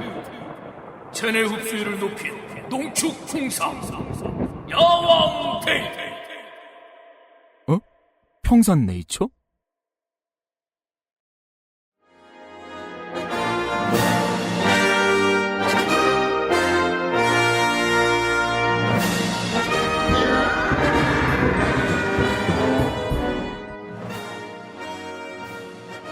(2020년 4월에) 그것은 알기 싫다 시사 아카데미 시간입니다. 같이 드라마를 워치 얼렁 따라보고 있었어요. 정확히 따라보는 에피소드는 아닙니다만, 왜 그러냐면요. 어떠한 참사가 있을 때요. 모든 보수 정권이 무능하진 않습니다만, 상당수의 보수 정권은, 대화하지도 않으며, 덮고 가는 것을 좋아하고, 네. 예. 상당 부분의 정리를 시민사회에 그냥 맡겨버리고 던지는 경우들이 많습니다. 네. 예. 본질이 왜 그런지는 저도 좀 더 공부를 해봐야 되겠는데, 최소한 그게 본성인 건 알겠어요. 예. 핵이 떨어졌는데 아무 일이 없었던 것처럼 살고 있다. 네, 서구 사회는 그냥 가는 겁니다. 왜냐면 전면전이 일어날 거냐 정말 핵전쟁이. 중국의 홍샤다는 인공섬에 핵폭탄을 떨어뜨렸는데, 네. 그럼 중국이 똑같이 미국의 도심지에 핵폭탄을 쏠 거냐? 사실 이런 설정은 일반적으로 기존에 우리가 보던 드라마들의 설정이잖아요. 그렇죠. 이제는 그렇죠. 막 핵 난리가 핵전쟁이다. 펼쳐지고 막 근데 인류가 절멸했는데 뭐 10%가 어디 살아남았고. 주인공의 핵폭탄 버튼을 찾아가지고 막아내고 뭐 네. 이런 건데 그렇지 않아요. 그냥 똑같이 쇼핑하고 똑같이 살아가는 거예요. 그러니까 중국이 대응하지 않은 거죠. 네. 예, 거기서 4만 명이 죽었지만 인공섬에서. 그게 현실적이니까요. 사실 이게 훨씬 더 저는 현실적이라고 생각해요. 지금의 현실이잖아요. 전 세계에 흑사병이 퍼져 있는데. 네. 21세기형 흑사병이 퍼져 있는데. 그런 문제도 나옵니다. 그러니까 와, 그땐 몰랐을 텐데. 작년인데 그런 문제까지 다뤄요. 그러니까 전 세계적으로 그런 식의 감염병이 창궐했을 때 발생하는 문제들 이런 것도 이제 중간에 배경으로 나오거든요. 네. 기후 위기까지 다루니까 뭐 안 다루는 게 없어요. 기후 위기 문제까지 다루니까. 그래서 이게 에피소드 한 4쯤 가면 10몇 년이 흐르는 후거든요. 네. 그러니까 영국에 비가 50일 동안 연속으로 내리는 거예요. 근데 이게 훨씬 현실감 있죠. 그럼요. 네, 훨씬 현실감 있죠. 기후 이상은 지금 우리가 되게 익숙할 정도로 겪고 있잖아요. 네. 올 겨울 보세요. 하나도 안 추웠잖아요. 네. 그렇죠. 오늘 되게 춥잖아요, 지금. 네. 저희 녹음하고 있는데. 다시 돌아오면, 그러니까 이게 훨씬 현실. 근데 문제는 그러면 전 세계 진짜 아무 핵전쟁이 아니라는 건 알겠는데, 제 3차 세계대전이 아니라는 건 아닌데, 그것이 정말 전 세계에 아무런 영향을 미치지 않았을 것이냐. 그렇진 않다는 거예요. 그렇죠. 네. 사람들의 사회, 체제, 이런 것들이 변화하기 시작합니다. 왜? 기존 체제가 무너지기 시작하는 거니까. 그리고 그것을 기존의 체제를 유지하는 기존의 틀이란 게 있죠. 민주주의 국가들의. 이것들이 다 이제 약점들이 다 있잖아요. 그럼. 뭐 지난 방송 때 몇 번 우리가 계속 짚어봤지만 민주주의는 100% 완성된 어떤 체제가 아니기 때문에 약점들이 굉장히 많은 체제인데 그 약점들을 계속 어쨌든 시민사회나 시민들이 정치에 책임 있는 리더들이 그 민주주의의 약점들을 사실은 보완하면서 끌고 가는 건데 이게 이제 선을 한번 딱 넘기 시작하면 약점들이 균열이 생기면서 다 무너질 때 어떤 일이 일어나는가를 사실은 거기에 시작인 거죠.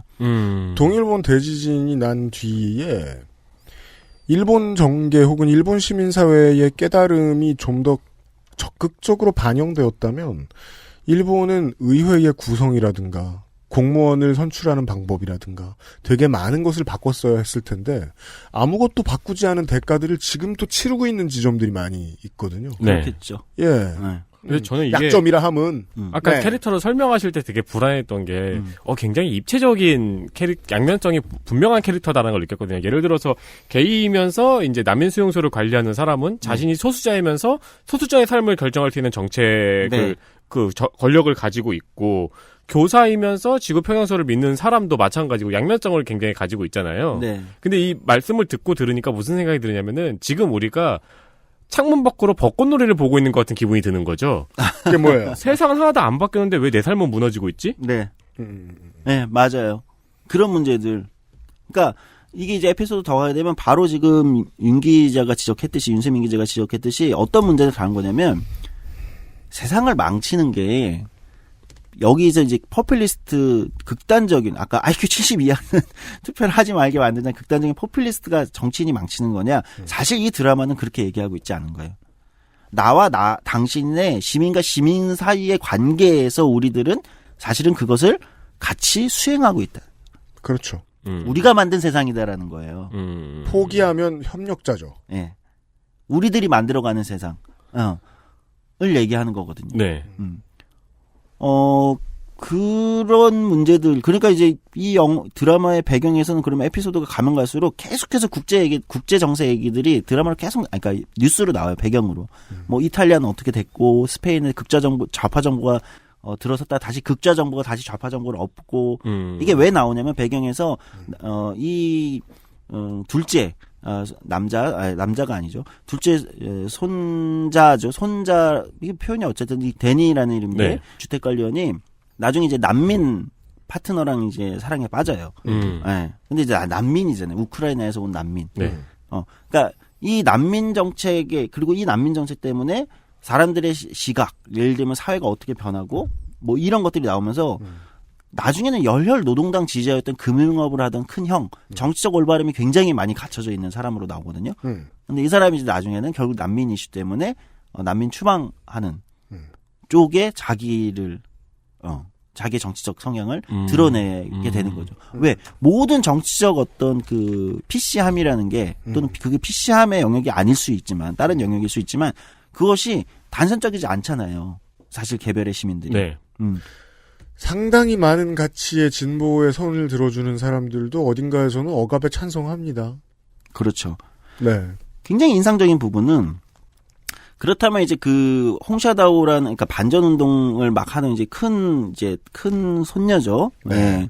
이리스라는 이제 굉장히 중요한 주인공 여성인데, 그러니까 무정부주의에 가까워요. 노동당도 문제고, 기업들의 어떤 이렇게 잡혀 있는 뭐 보수당도 문제 이렇게 생각하는데, 막내가 이제 장애인인 여성이 사실 아까 처음부터 그 비비안 룩의 극단적인 발언, 그 여성 정치가에 여기에 이제 막 호응하고, 좋은 거 아니야 저게?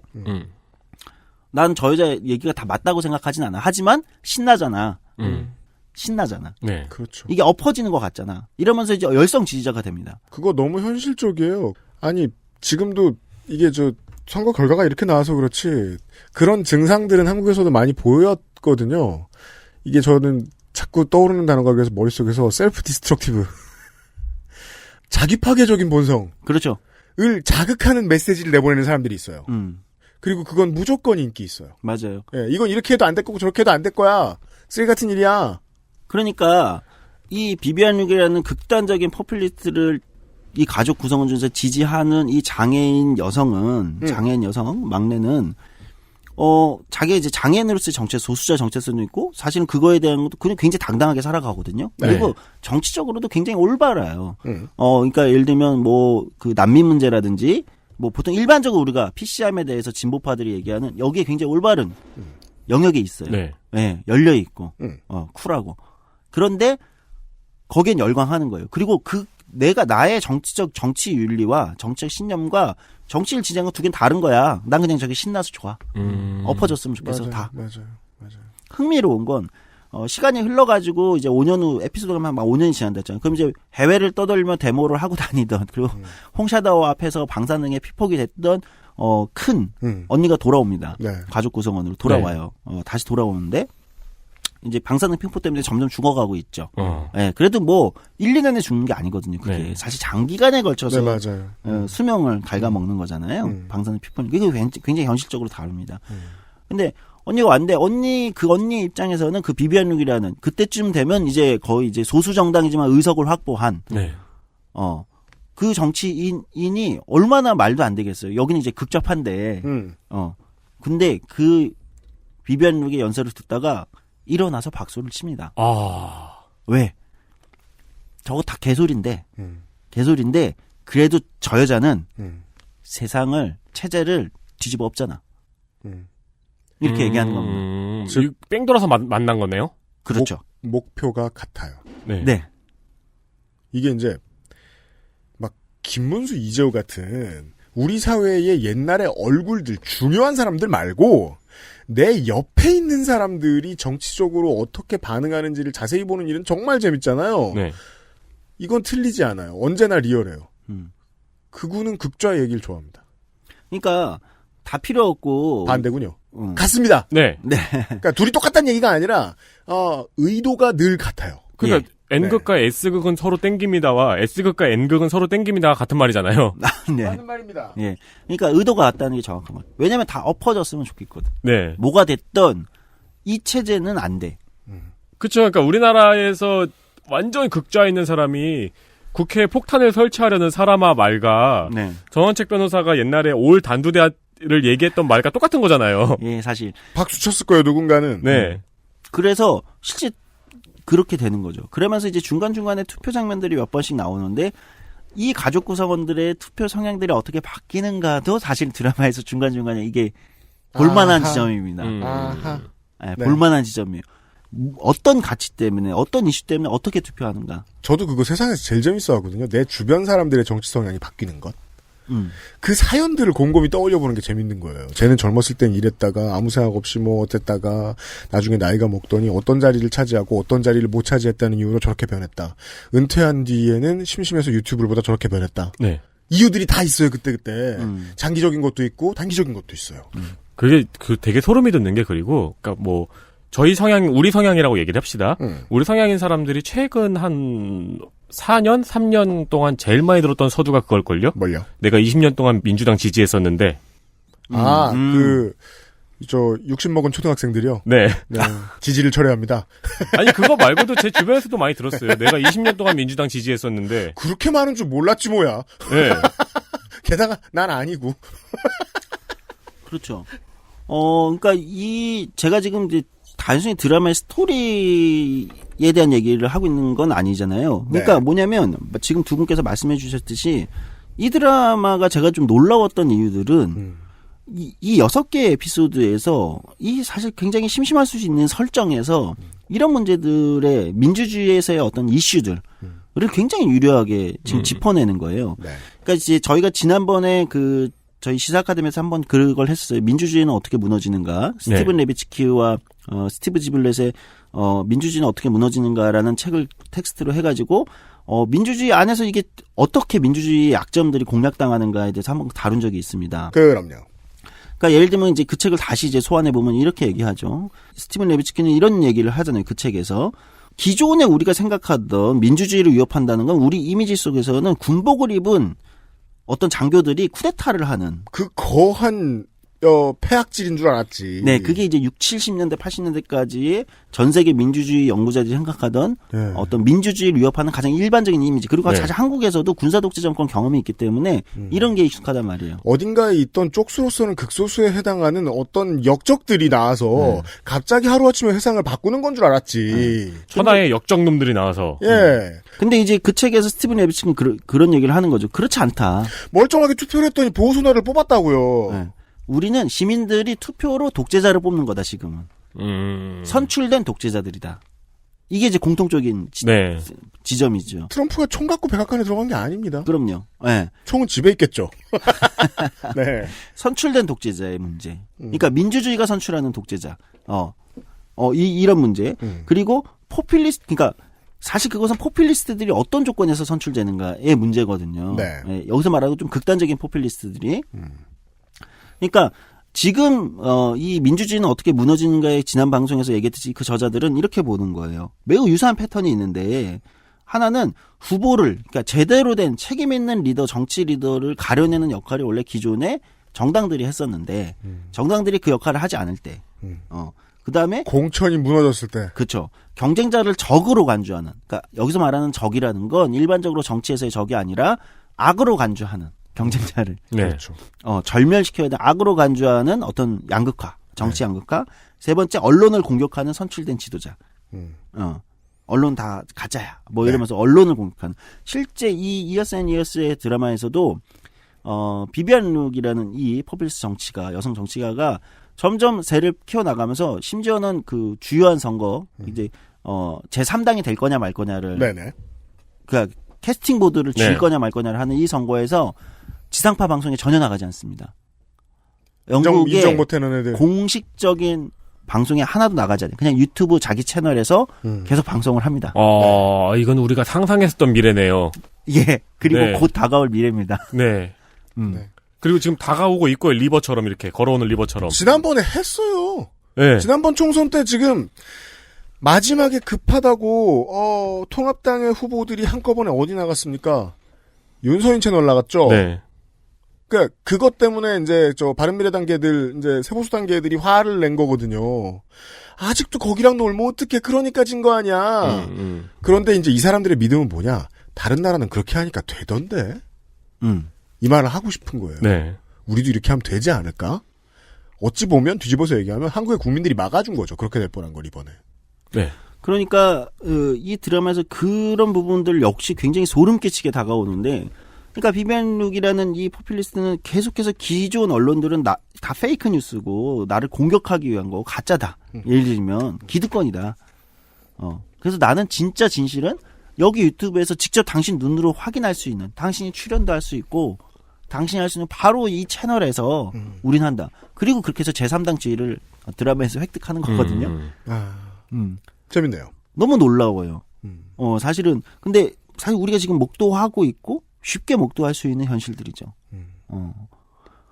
결국 이 드라마는 제가 뭐 모든 내용을 다 말씀드리기는 좀 곤란하니까 결국 이 드라마는 제가 볼 때는 저는 이 각본가가 아까 닥터 후의 그 각본가 동일 인물이라고 하는데 제가 요즘에 이제 심심찮게 민주주의 종말 3부작이라고 얘기하는 책들이 있습니다. 하나는 지난번 시사 아카데미에서 우리가 다뤘던 어떻게 민주주의는 무너지는가. How Democracy Die.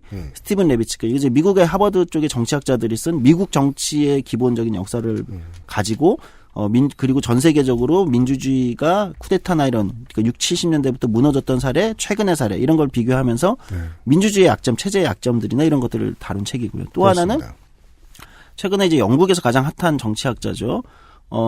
데이비드 런시먼. 데이비드 런시먼은 이제 자만의 덫에 빠진 민주주의와 가장 최근에 출간했던 쿠데타 대재앙 정보 권력. 이 책이 이제 똑같이 데이비드 런시먼이라는. 저는 이제 이 세 책을 제 개인적으로 민주주의 종말 3부작이라고 얘기하는데. 네네네. 그러니까 좋아요. 지금 저희 청취자들 입장에서는 스티븐 레비츠키의 민주주의는 어떻게 무너지는가의 문제의식하고 유사해요. 기본적인 문제의식들. 네, 네. 그러니까 우리가 민주주의라는 체제가 너무 완벽하게 또는 완성된 체제라고 착각하고 있어요. 이건 사실 굉장히 불안정하고 그 균열전들이 지금 우리 눈으로 목도하고 있다. 이런 책들인데 저는 이 드라마에 이게 영국 드라마기도 하니까 BBC에서 그래서 제가 볼 때는 아마 이 각본가들이 작가들이 영국의 그 데이비드 런시만의 자문을 받지 않았을 거라고 저는 의심하고 있습니다. 적어도 이 책들을 다 보고 제가 만든 것 같다. 그러니까 그 책들의 또는 이제 우리 청취자들 입장에서 하우 데모크라시 다이랑 비슷한데 이런 것들은 이미 섭렵하고 여기에 쟁점들을 굉장히 현실감 있게 녹여낸 그런 네. 드라마라서 이 드라마를 저는 청취자분들 우리 그아실 청취자분들이 한번 보시면서 그러니까 그냥 일반적인 SF, 금밀의 SF와 예를 들면 정치 이슈하고 가족 드라마를 단순히 섞은 드라마로 보실 게 아니라 민주주의는 어떻게 점점 누구의 손으로 바로 우리들의 손으로 민주주의가 어떻게 우리가 살해시키고 있는가. 약골이 천천히 되어가는가. 그런 지점에서 나오는 에피소드들과 케이스들, 그다음에 어떤 주인공들이 겪는 사건들 이런 것들 한번 바라보시면 제가 볼 때는 굉장히 흥미롭게 보실 수 있는 드라마라고 생각합니다. 그렇습니다. 알겠습니다. 이런 얘기였어요. XSFM입니다.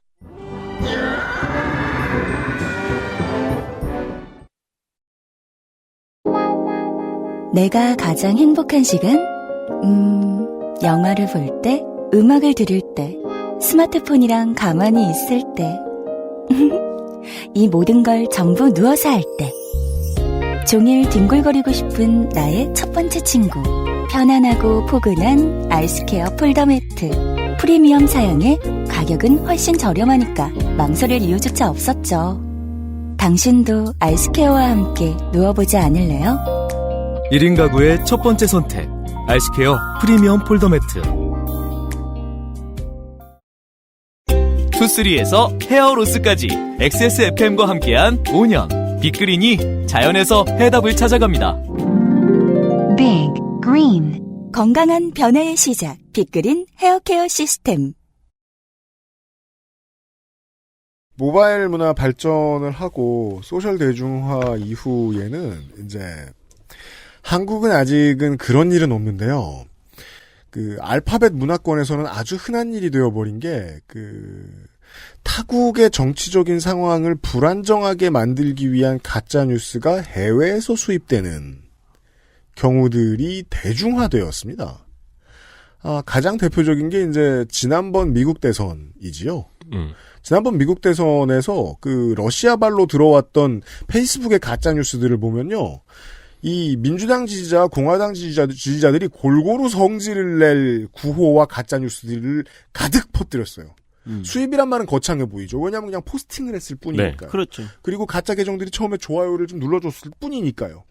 근데 그 내용들을 보면 사람들이 되게 앓는 이가 좀 통증이 오는 것처럼 불쾌한 내용들이에요. 그게 이민자에 대한 얘기든 성소수자에 대한 얘기든 그 정치인 개인의 도덕적인 혐오를 가지고 있는 얘기든 이런 것들을 감성적인 문제점들을 만들어내는 거예요. 이명박 정권이 그걸 했던 걸로 국정원이 수사를 받았던 거고요. 네. 근데 한국은 다행히 외국에서 수입은 아직은 잘 안 됩니다. 왜냐하면 한국말은 배우기가 너무 어려워서요. 한국을 흔들고자 해서 가짜뉴스를 외국에서 만들긴 쉽지 않아요. 정 마음 먹으면 북한이나 그럴까. 근데 북한이 그런 짓을 하면 네티즌들은 알아낼 겁니다. 그렇죠. 한국에는 아직 그런 벽들이 좀 있긴 있어요. 네. 다만 이제 제가 말씀드리고 싶은 건 정치인은 진짜 진짜 행정이고 진짜 실무인데 다만 정치는 권력, 즉 사람들이 거기 거기에 모여있다고 믿는 어떤 힘들이 모여있는 곳이다 보니까 본능적으로 권력을 향하는 못된 사람들이 많이 들어오잖아요. 나머지 우리의 행정일, 공무원들이 하는 일, 의사가 하는 일, 뭐 유통망에서 하는 일, 이런 일들하고 다른 게 가장 그건 것 같아요. 권력이 거의 모여있다 보니까 실력 있는 사람들만 들어가지 않는 거죠? 네. 예. 그래서 지금 제가 뉴스 시간 얘기 자꾸 말씀드리게 되는데 미국에서는 이제 그 싸움이 계속 벌어지고 있는 거예요. 코로나19 때문에 방역을 열심히 하자고 하는 건 진보의 거짓말에 지나지 않는다. 우리는 직업을 구해야 된다.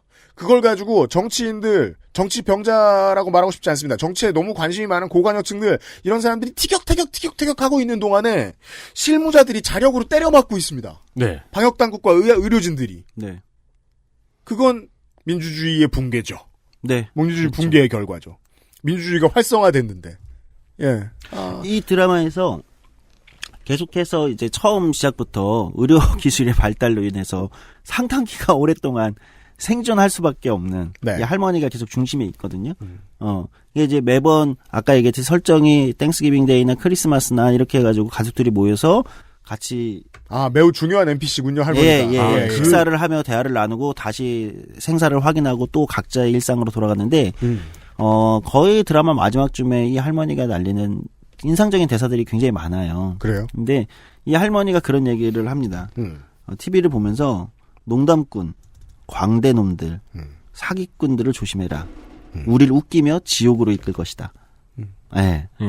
그 할머니가 우리군요.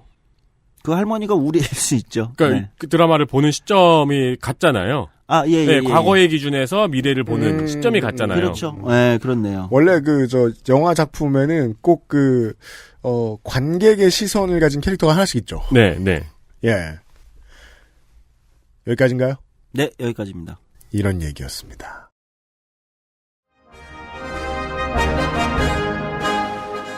또 봐야 되겠네. 왓챠플레이 가입 안 했네. 그러게요. 이게 넷플릭스에도 돈 내고 있는데. 그러니까 말이에요. 저는 요즘 사실 왓챠를 더 많이 봐요. 요즘 약간 그런 것 같더라고요. 사람들이 좀 늘어나고 있더라고요. 그러니까 약간 취향을 이제 선택하는 거겠죠. 조금씩. 그러게 말입니다. 현재 왓챠플레이로 나가고 있습니다. 이런 드라마에 대한 얘기였고요.